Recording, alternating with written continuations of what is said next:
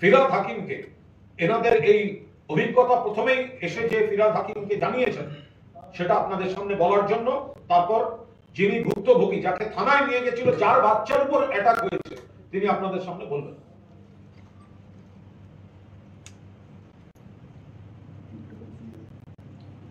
প্রথমেই আমরা যারা বাংলায় কথা বলি তারা ভারতীয় কি ভারতীয় নয় এই ক্লারিফিকেশন মোদী সাহেব এবং অমিত শাহ সাহেবের কাছে চাইছি। আমরা যারা বাংলায় কথা বলি ভারতবর্ষের মাটিতে জন্মে বড় হয়েছি, ভারতবর্ষের অঙ্গরাজ্য পশ্চিমবঙ্গে, এখানে বড় হয়েছি, খেয়েছি, দিয়েছি, নিজেদের ভারতীয় হিসেবে আমরা গর্ব অনুভব করি। তারা ভারতীয় কি নয় সেই প্রশ্নের জবাব অমিত শাহজিকে দিতে হবে, মমতা মোদীজিকে দিতে হবে।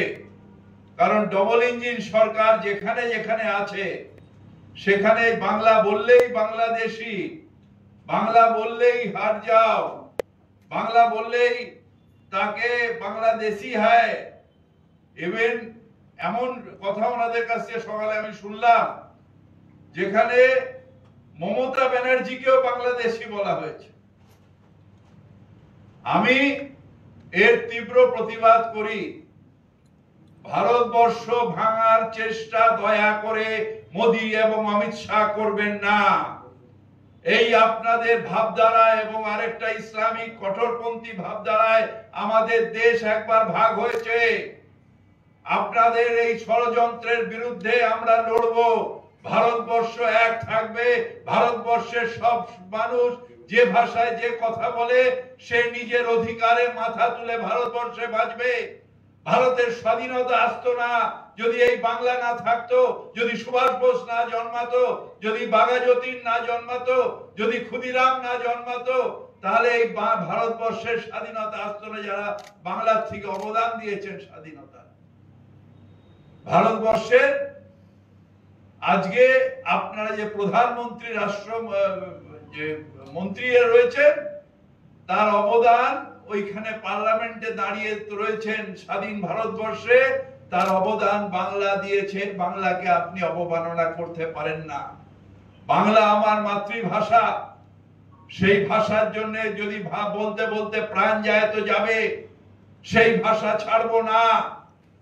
সব ভাষাকে আমরা সম্মান করি, সব ভাষাকেই মমতা ব্যানার্জি বলেছেন বারবার করে যে সব ভাষার মানুষ সমান অধিকারে আমার পশ্চিমবঙ্গে থাকবে। কিন্তু আমার পশ্চিমবঙ্গের মানুষ বাইরে গেলে বাংলা ভাষায় কথা বললেই বাংলাদেশি। আমরা বাংলাদেশি নই। বাংলাদেশ হিস্টোরিক্যাল কারণে একটা আমাদের দুর্ভাগ্য, একটা আলাদা দেশ হয়ে গেছে অনেক দিন আগে, সেটা একটা অন্য দেশ। কিন্তু ভারতবর্ষ আমার দেশ, বাংলা আমার রাজ্য, এবং ভারতবর্ষের কনস্টিটিউশনে বাংলা ভাষা, এটা আমাদের কনস্টিটিউশনাল অ্যাপ্রুভ ভাষা। এই ভাষাকে অবমাননা করতে পারেন না। দিল্লি পুলিশের বাপের ক্ষমতা নেই যে বাংলা ভাষাকে কনস্টিটিউশনাল যে আমাদের স্বীকৃত ভাষা তার থেকে সরিয়ে দেওয়া। আমি যখন এই বোনের কাছে শুনলাম কি অত্যাচার, শুধু একটাই দোষ, বাংলায় কথা বলতে পারে, বাংলায় কথা বলে, কিভাবে দিল্লিতে তাদের হেনস্থা করা হচ্ছে। বাচ্চাটাকে পর্যন্ত চড় মেরে তার কান ফুলিয়ে দেওয়া হয়েছে, হাসপাতালে ট্রিটমেন্ট করতে দেওয়া হয়নি। আমাদের ভারতবর্ষে এই রকম ডিভাইড এন্ড রুল পলিটিক্স, যেখানে বাংলার থেকে শুধু মুসলমান নয়, হিন্দু মুসলমান সবার উপরে, গরিব মানুষ যেখানে যেখানে বাংলা থেকে গেছে তাদের উপর অত্যাচার হচ্ছে। কিন্তু তারপরেও আমরা বলবো অনেক পরিযায়ী শ্রমিক আমাদের অন্য রাজ্য থেকেও বাংলায় এসছে, আছেন, প্রত্যেকটা জুট মিলে আছেন, কয়লাতে আছেন, আমাদের যে আয়রনের যে কোম্পানি তাতে কাজ করছেন, বিভিন্ন জায়গায় আছেন। তারা সসম্মানে এখানে থাকবেন, কারণ এই দেশটা আমাদের সকলের দেশ। অত্যাচারের কথা শুনতে চান? একটু আমার বোনের কাছে শুনুন অত্যাচারের কথা। কি হয়েছিল?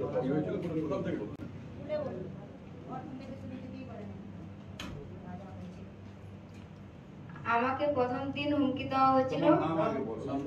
আমার নাম সাজনুর পারভিন, বাড়ি মালদা চাচলে। সাজনুর পারভিন।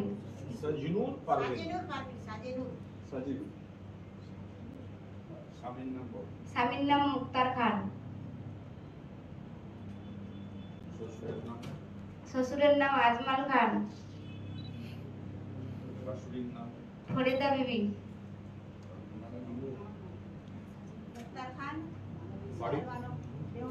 বাড়ি চাচল। দিল্লিতে কোথায় থাকতে? দিল্লিতে থাকতাম আমরা পাণ্ডবনগর, মান্ডাওয়ালি, শ্রীরাম চক। এবার প্রথম কি হলো? প্রথম দিন একদিন আমাদের ঘরে 4টা লোক এসেছিলেন। তারা এসে বললেন আমরা পুলিশের লোক, আমাদেরকে আধার কার্ড দেখান।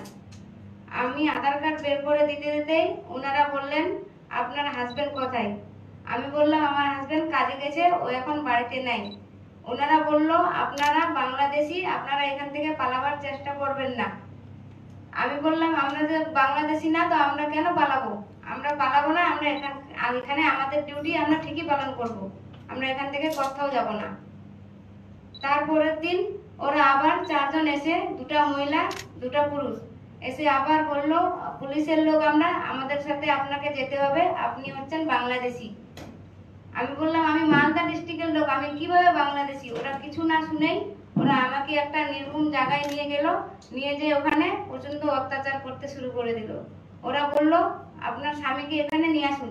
আমি বললাম, ওরা তখন বলল যে বাংলাদেশি, আপনারা বাংলাদেশি। আমি বললাম আমরা বাংলাদেশি না। এই কথাটা বলার পর আমাকে 2টা থাপ্পড় মেরেছিল। মারার পর বলল যখন তুমি স্বামীকে ডাকতে পারবে না, তো তুমি জয় শ্রীরাম বলো, তারপর তোমাকে ছাড়া হবে। আমি বললাম আমি মুসলমান, আমি কিভাবে জয় শ্রীরাম বলবো? এই কথাটা বলার পর আমার পেটে একটা লাথি মেরেছিল। লাথি মারার পর আমার ছেলেটাকে ওরা কেড়ে নিয়ে, একটা মহিলা মেরেছিল।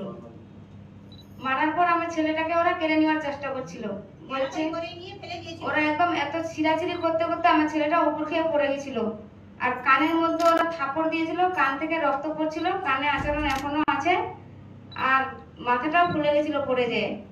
তখন আমাদেরকে ও হুমকি দিল 25,000 টাকা দিলে ছাড়বো, না হলে ছাড়বো না। তখন ওরা আমাদের কাছ থেকে, আমি তখন আমার স্বামীকে ওরা ফোন করালো ওদেরই নাম্বার দিয়ে। আমি ফোন করার পর আমার স্বামী আবার আমার শাশুড়িকে ফোন করেছিল। আমার শাশুড়ি টাকাটা নিয়ে ওই জায়গায় পৌঁছেছিল। ওই জায়গাতে আমাদেরকে টাকা নিয়ে ওরা ছেড়ে চলে গেছিল। চলে যাওয়ার পর আমরা বাড়িতে গেলাম। বাড়িতে যাওয়ার পর সন্ধ্যার সময় পুলিশ ঢুকে গেল। পুলিশ, মিডিয়াওয়ালা সবাই ঢুকে আমাদেরকে, মিডিয়াওয়ালা পুলিশের হাওয়ালে করে দিল। পুলিশ আবার আমাদেরকে থানায় নিয়ে চলে গেছিল। থানায় নেওয়ার পর আরো অত্যাচার শুরু করে দিল। বললো তোমরা পশ্চিমবঙ্গের লোক, পশ্চিমবঙ্গের লোক মানেই তো বাংলাদেশি, পশ্চিমবঙ্গ মানেই বাংলাদেশি। এরকম করার পর আমাদেরকে 3 জনকে 3 জায়গায় করে দিয়েছিল, কারোর সাথে কারো দেখা করতে দিচ্ছিল না। আর ওরা উপর থেকে হুমকি দিচ্ছিল, বলো যে আমাদেরকে মমতা এভাবে এভাবে করতে বলেছে। এত ভয় দেখাচ্ছিল, এত অত্যাচার করছিল, বলার শেষ নাই। বাচ্চাগুলোকেও থাকতে দিচ্ছিল না, সাথে কেড়ে কেড়ে নিয়ে চলে যাচ্ছিল। আমরা ভয়ে জান নিয়ে পালিয়ে এসেছি। আমাদেরকে এনারা অনেকটা উপকার করেছে, এনারা আনিয়েছে দিল্লি থেকে বাড়িতে। হ্যাঁ, সই তো অনেক জায়গায় করিয়েছে, অনেক জায়গায়, বলার শেষ নাই। আমাদেরকে কিচ্ছু বলেনি, ওরা সাইন করিয়ে নিয়েছে। আর আমাদের ফোন দুটো ছিঁড়ে নিয়েছে। মেডিকেল ট্রিটমেন্টে গেছিলাম, আমাদের কাছে ওই কাগজও আছে, কিন্তু ওনারা বলেছিলেন লাল বাহাদুর হসপিটালে বলেছিল 9টার সময় আল্ট্রাসাউন্ড করানোর জন্য। ওরা আল্ট্রাসাউন্ডও করায়নি, বাচ্চাটার ট্রিটমেন্টও করায়নি। আর মোবাইলও ছিনে নিয়েছে দুটোই। মোবাইল এখনো দিল্লিতে আছে, তাই না? হ্যাঁ, মোবাইল এখনো পুলিশের কাছে আছে। এখানে বিপজ্জনক দিকটা হচ্ছে উনি যা বলছেন না, যে বহু জায়গায় সই করিয়ে নিয়েছে।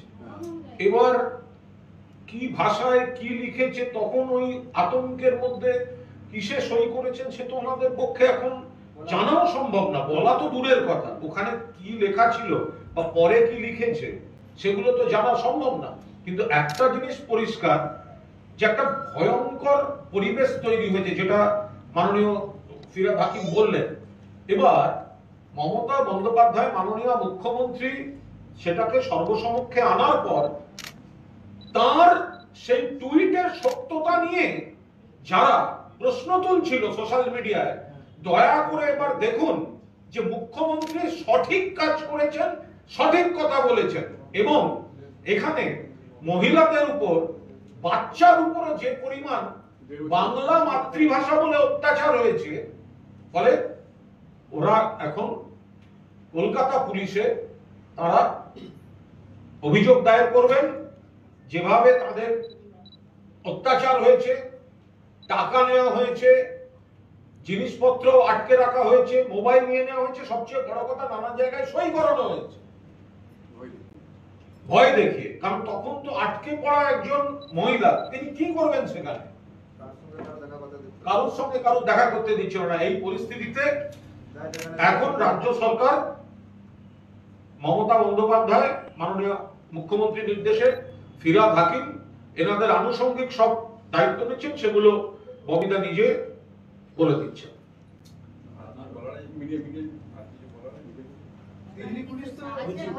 কিছু বলার কি আছে? যে জায়গাটাতে নিয়ে গেছিল ওই জায়গাটা তো ওরা দেখাচ্ছেই না। এই যে জায়গাটায় ওরা নিয়ে গেছিল সেটা আপনি বলুন, এটা বলুন, এটা আপনি নিজে বলুন যে জায়গাটা নিয়ে গেছিল সেটা। যে জায়গাটাতে আমাকে ধরে নিয়ে গেছিল সেই জায়গাটা ওরা সিসিটিভিতে দেখাচ্ছে না। যেখানে ওরা টাকাটা যেখানে নিয়েছে ওটাও জিনিসটা দেখাচ্ছে না।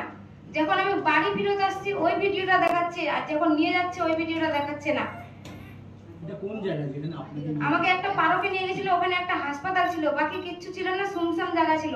ওই জায়গাটা ওরা দেখাচ্ছে না। পার্কটার নাম জানেন যেখানে? না, আমি তো কিছু জানি না, আমি তো ওখানে নতুন ছিলাম। আরো লোক ছিল না, কেউ ছিল না, ওরাই 4 জন ছিল। দুটা মহিলা। পুলিশ কি ইউনিফর্মে ছিল? ওরা সাধারণ ড্রেসে ছিল আর বলছিল আমরা সিআইডি পুলিশ অফিসারের লোক, এরকম বলছিল। ওখানেই মারধর করে? আর যখন আমাদেরকে ছেড়েছে থানা থেকে, আমাদেরকে হুমকি দিয়ে ছেড়েছে, যদি মমতার কাছে যে কিছু তোমরা সোশ্যাল মিডিয়ার সামনে বলো তাহলে তোমাদের জেল হবে। কে বলেছে? পুলিশ বালা বলেছে থানা থেকে, যেদিন আমাদেরকে ছেড়েছে কালকে।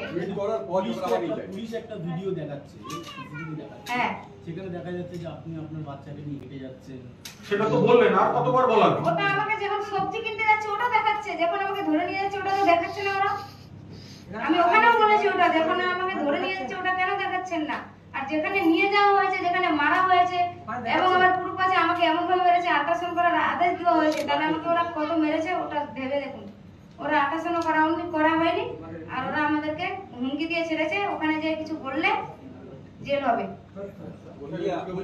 দিল্লি পুলিশ দাবি করছে যে আপনারা নাকি আপনাদের এক মালদার আত্মীয়ের নির্দেশে আপনারা একটা নাটক করেছেন।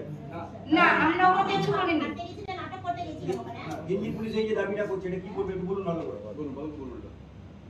বলছে নাকি আপনারা এখানে আত্মীয় একটা নির্দেশ দিয়েছে, সেই মতো আপনারা একটা নাটক করেছেন। আমরা ওগুলো কিছু করিনি, আমাদেরকে বলাই হয়নি ওগুলো।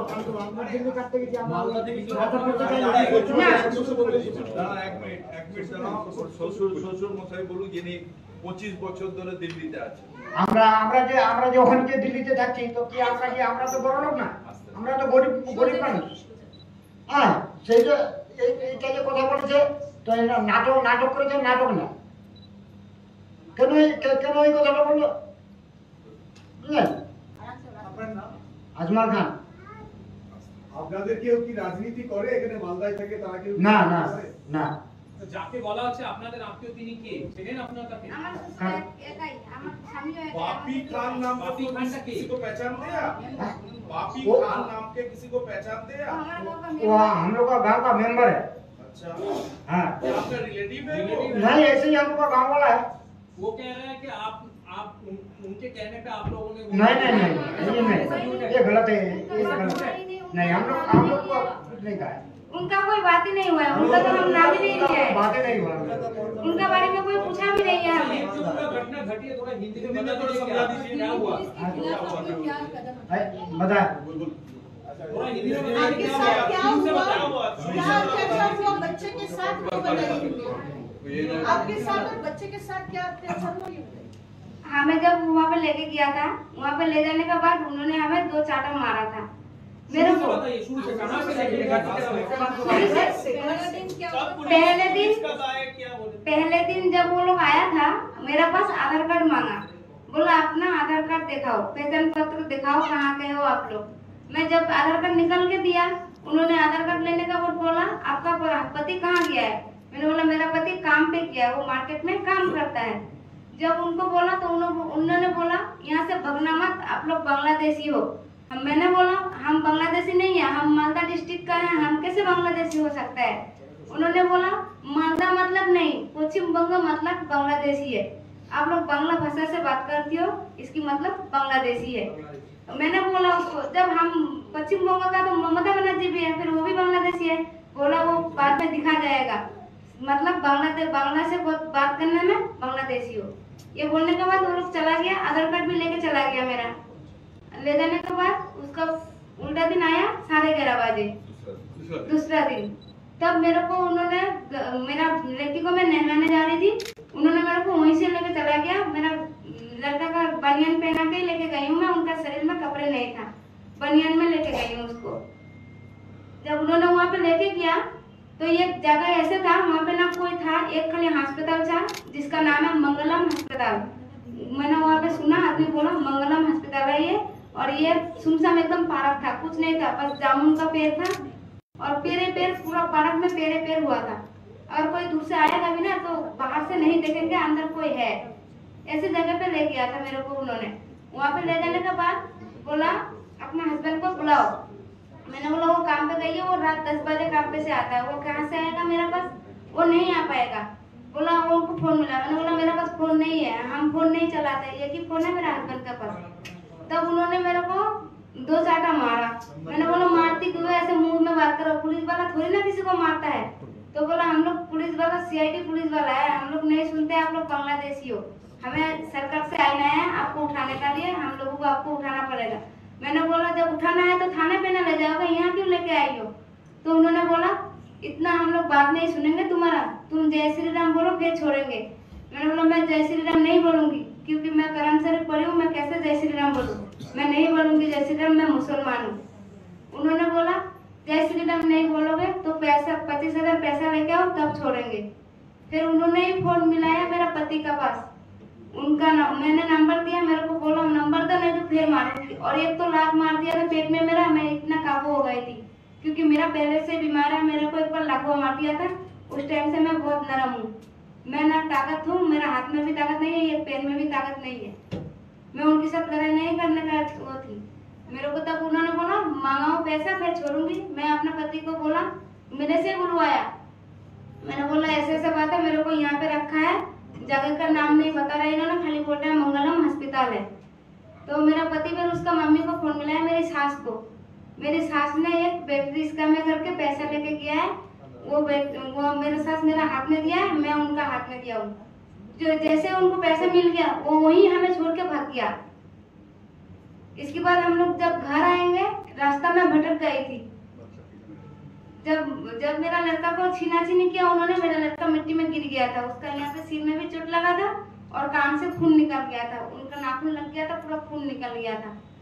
अभी भी उनका निशान है कान पे, देख सकते हो तो देख लो, उनको इतना मारा है मेरा बच्चे को। आप कह रही थी कि जो CCTV दिखाया जा हाँ, रहा है, वो जहाँ मैं रोती थी बैठ के वहाँ का दिखा रहा है, वो लोग जहाँ मेरे को लेके गया है वो नहीं दिखा रहा है एक बार भी। मैंने वहाँ पे भी बोला जहाँ मेरे को लेके गया वो जगह तो अब दिखाई नहीं हो, वो पार्क तो आ ही नहीं रहा है। तो कह रहा तुम्हें ज्यादा पता है क्या दिल्ली के बारे में, हमें पता है हम कहाँ का निकाला है, ऐसे वो लोग बोल रहा था। बस यही बोल के हमें वो किया था और इतना परेशान कर रहा था पूरा रात मक्खर में, और कहाँ पे किसको रखा था बोलता नहीं था। मेरा देवर बार बार ढूंढने का लिए जा रहा था, उनको बोला था उस थाने का कोई आदमी नहीं हम लोग पकड़ा है, हमारा पास नहीं है, हमें छुपा दिया था। थाने में आपके क्या फोन ले गए थे?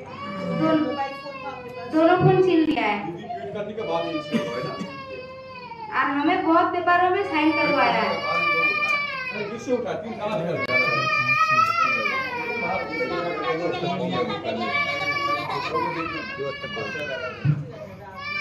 দেখুন প্রথমত অত্যাচার করেছে আর দ্বিতীয়ত সেটাকে ধামাচাপা দিতে লেগেছে।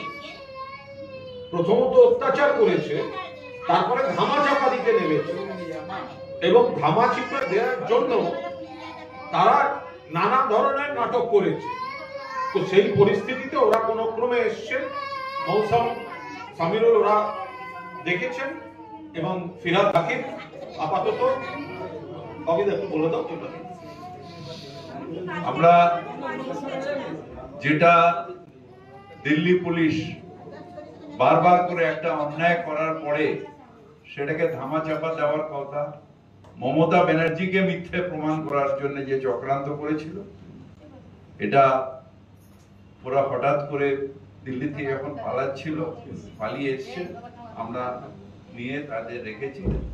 এবার আমরা ওদের দেশ যেটা মালদা সেখানে পৌঁছে দেবো এবং মমতা যেরকম অ্যানাউন্স করেছে যে প্রত্যেকে যারা ফিরে আসবেন তাদের জন্য ব্যবস্থা করে দেওয়া, যেরকম রেশন কার্ড, আধার কার্ড ওদের আছে, অবশ্যই রেশন কার্ড আছে, আর যা যা সুবিধা পায় পশ্চিমবঙ্গের মানুষ সেগুলো সব করে দেওয়ার যে ব্যবস্থা সেগুলো আমরা ইমিডিয়েটলি ওদের জন্য করে দেবো। আর কালকে ওদের আমরা মালদায় পৌঁছে দেবো। दादा, इस सिलसिले में बीजेपी की तरफ से एक जो है कंप्लेन भी दिल्ली पुलिस को लॉन्च हाँ, वो कंप्लेन किया है ममता बनर्जी के अगेंस्ट, जो किया है उसके लिए हम लोग आज आपके सामने आए। जो कितना बीजेपी कितना छुड़ा पार्टी है, कितना झूठा पार्टी है, बच्चा को भी नहीं छोड़ता है। जो ओरिजिनल ये मेरे बहन जो आपके सामने बताई, वो जो बताई आप लोग सब तरह से पूछ ली, तो ये जो बताई ये सत्य घटना है और हमारा ये घटना एक है और चारों तरफ जो घट रहा है डबल इंजन सरकार में, हम इसका विरोध कर रहे हैं और ये विरोध हमारा चलेगा क्योंकि हमारा मातृभाषा बंगला है और बंगला की इज्जत के लिए हमको जितना दूर तक जाना पड़ेगा हम जाएंगे। हाँ, काउंटर कंप्लेंट बोलो। बीजेपी ने ये भी कहा है कि ममता बनर्जी कल अपनी स्पीच में बताई थी कि माइनॉरिटी को लौटाने के लिए बंगाल में, तो बीजेपी ये फिर से झूठा, माइनॉरिटी का मेजोरिटी का बात नहीं है। जो बंगाल के माइग्रेंट्स हैं जो बाहर गए हैं, माइनॉरिटी के ऊपर भी अत्याचार हो रहा, मथुआ के ऊपर भी अत्याचार हो रहा, राजवंशी के ऊपर भी अत्याचार हो रहा। इसमें हिंदू मुसलमान बीजेपी करता है, हम इंसान करते हैं और वो हिंदू मुसलमान करता है। हम इंसान के बात करते हैं। जब राजवंशी के ऊपर अत्याचार हो रहा, मुसलमान के ऊपर अत्याचार हो रहा, मथुआ के ऊपर अत्याचार हो रहा, सबके विरोध हम कर रहे हैं। और ममता बनर्जी सबके लिए बोली है, सबके लिए बोली है, जो बंगाल के हैं, जो बाहर में असुरक्षित है, आप आ जाइए हमारे पास, अगर एक रोटी है हम आधा आधा खाएंगे। ममता बनर्जी ये कही है। कोई जाति का उन लोग अप्रेजिंग का राजनीति में हमारे ऊपर थोपता है, हम अप्रेजिंग का राजनीति जरूर करते हैं, वो इंसान के अप्रेजिंग, इंसान के लिए। हर इंसान, वो जो भी धर्म का हो, जो भी भाषा का हो, वो हमारे भाई है, उसके लिए हम करते हैं। हमारे भाई है, हिंदू मुस्लिम सिख ईसाई हम सब है भाई भाई। हम भाई के लिए एक भाई दूसरा भाई का आवाज এইটা আমি এখন প্রেসের সামনে বলবো না, जरूर करेंगे कंप्लेंट। इस वीडियो को फैब्रिकेटेड और बेसलेस बताया है, तो इसके काउंटर में आप लोग क्या दिल्ली पुलिस के खिलाफ भी कुछ एफआईआर करेंगे? हम क्या करेंगे, हमारे लीगल टीम वो ठीक करेगा। मैं आपके सामने बयान नहीं दूंगा, जब हम कर देंगे तो आपके सामने वो पब्लिक कर देंगे। सर, दो सवाल है। एक, आपको कौन से थाना में लेके गए थे जो पुलिस? मधुविहार थाना। कौन सा थाना? मधुविहार। मधुविहार। हाँ, मधुविहार थाना पे लेके गया था। ओके। और दूसरा सर, कितने सारे माइग्रेंट वर्कर्स अटैक हुए हैं टोटल में पश्चिम बंगाल से और किन राज्यों से? कितने सारे माइग्रेंट वर्कर अट्रैक्ट हुए हैं पश्चिम? अभी तक हम लोग के पास जो डेटा आया है, कैमरा इस तरफ सामने देखिए वो कि हिंदी तो बोलूँ ना, हिंदी जो हो रहा है, देखिए वो लोग 8 महीना से, प्रीवियस 8 महीना से जो कर रहा है, ऑर्गेनाइज करके किसी ग्रुप में 20 मानता है तो 30 मानता है उठा ले रहा है। वो स्टेट गवर्नमेंट को कोई भी इंफॉर्मेशन नहीं दे रहा है, कोई भी इंफॉर्मेशन नहीं दे रहा है। जब डिफरेंट डिस्ट्रिक्ट से हम लोग को मालूम पड़ा है कि इस 20 बंदा इस जिला में, इस स्टेट में मतलब पुलिस डिटेन किया है, तब हम लोग जब एसपी और डीएम को देके जब फिजिकल वेरिफिकेशन करके जब भेज रहा हूँ, उसके बाद भी बोल रहा है डिसैटिस्फाइड कीजिए जो वो बांग्लादेशी नहीं है, बंगाल का बाशिंदा है। एक ग्रुप को 7 दिन 8 दिन 10 दिन तक डिटेन कर रख रहा है, कोई भी केस रजिस्टर नहीं कर रहा है, बाद में छोड़ रहा है और 2-4 ग्रुप को पकड़ रहा है। ये उड़ीसा, गुजरात, दिल्ली, ये ऑर्गेनाइज तरीके से कर रहा है। अभी तक जो हम लोग का जो डेटा है ये 1000 से ऊपर डेटा मिला है, मगर उससे भी ज्यादा बहुत सारा लोगों को डिटेन किया था। कोई भी इंफॉर्मेशन जिसको छोड़ रहा है वो भी इंफॉर्मेशन स्टेट गवर्नमेंट के साथ शेयर नहीं कर रहा है। और कुछ केस हुआ है जो जो वेरी वेरी इंपॉर्टेंट इशू है, दिल्ली पुलिस ने क्या किया, मैं आप लोगों को रिक्वेस्ट करूंगा बीरभूम जिला का मुरारई विधानसभा में जाइए, थोड़ा जुडिशियरी मैटर है, फिजिकली इन्वेस्टिगेशन करने के लिए आप लोगों को मैं रिक्वेस्ट कर रहा हूँ। दिल्ली पुलिस ने 6 बंदा जिसका 1956 का जमीन का दलील भी है, 4 जनरेशन पहले का, उसको भी बांग्लादेश में पुशबैक कर दिया, मारधोर के कहां पर भी सिग्नेचर और थंब दिया, जो ये था जो अनपढ़ था उन लोगों को थंब भी किया था, थंब सिंबल। तो उन लोगों को वो करके स्टेट गवर्नमेंट के साथ कोई भी डेटा नहीं शेयर किया। वो उसको बांग्लादेश में अभी है, 8 महीना का प्रेग्नेंट लेडी भी है, 3 माइनर भी है। ওটা হচ্ছে একটা পাইকোট বিধানসভা, গ্রামের নামে আমি ডিটেইলস বলে দেবো। আমি পাইকোট বিধানসভাতে মুরারই বিধানসভার মুরারই থানাতে 3 জন আর পাইকোট থানাতে 3 জন, ঠিক আছে। मुरारई विधानसभार मध्य जो मुरारई जो विधानसभा है उसके मुरारई थाना में 3 एक फैमिली का 3 है और पाईकोट थाना में 3 है। और 5-7 दिन पहले कालिया चौक में मालदा में जिसका 1941 का भी जमीन का दलील है, वो भी अभी बांग्लादेश में है। जो भी बांग्ला बोल रहा है, ये मुतुआ का बहुत सारा लोग है जो पुणे में अरेस्टेड है, अभी भी अरेस्टेड है, आप लोग जा सकते हो, फैमिली कॉन्टेक्ट नंबर देख सकता हूँ। सुजन सरकार जिसको उड़ीसा पुलिस ने बहुत बुरा तरह से मारा था, देवव्रत दास उसको भी बहुत मारा था, बहुत सारा एग्जाम्पल है, 100 आपको एग्जाम्पल दे सकता हूँ।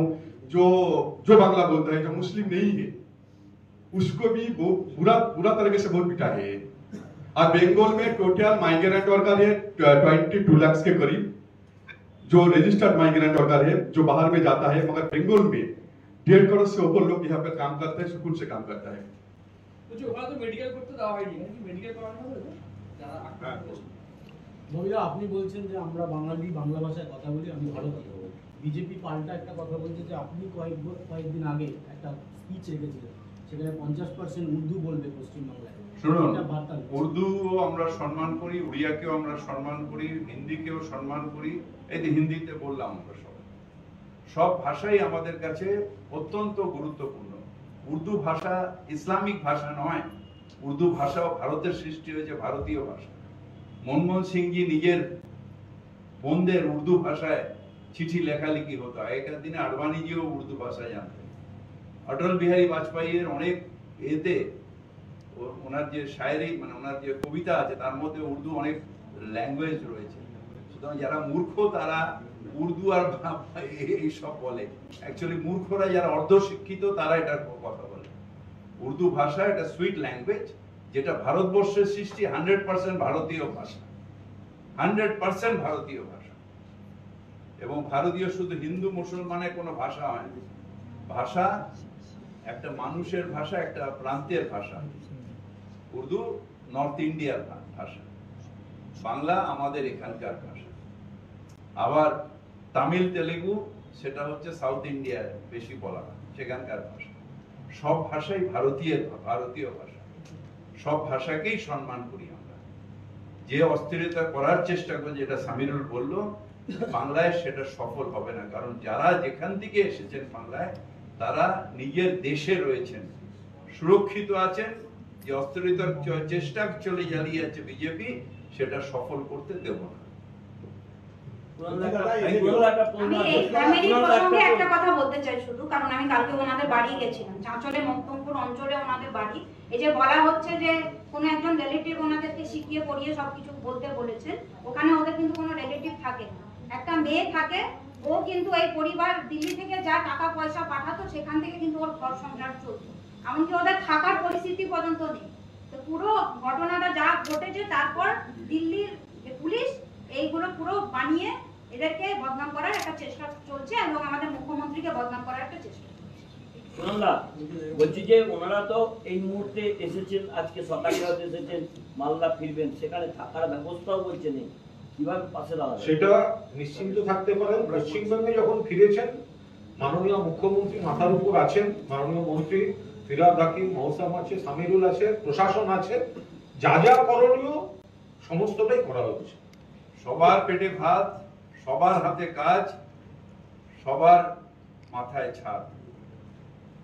আমরা বাংলার মানুষ যারা ফিরে আসবে তাদের এটা সুনিশ্চিত করব।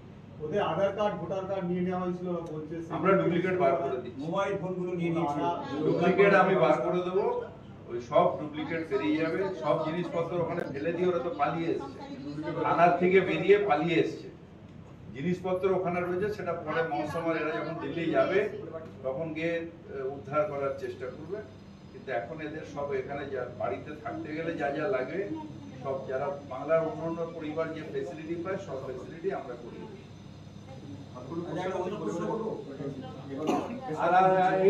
আজকে এটার বাইরে এখন একটা শুধু ফ্যামিলি